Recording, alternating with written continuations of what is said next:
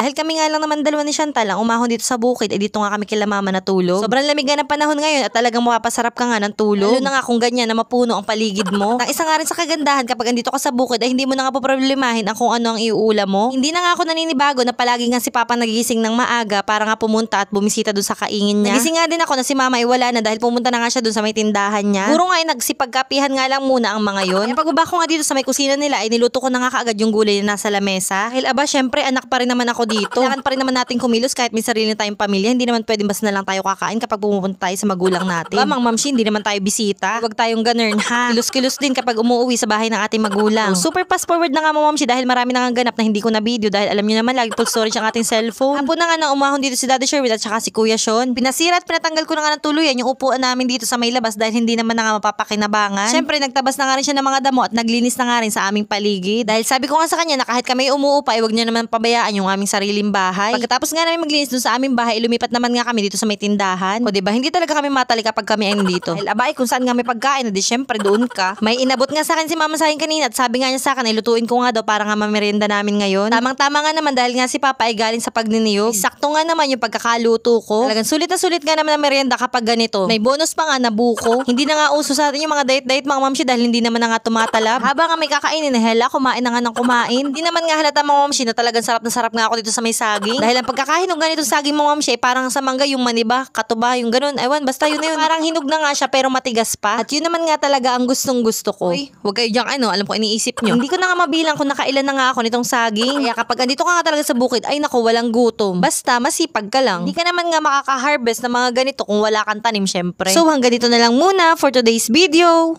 Full storage na naman tayo. Bye!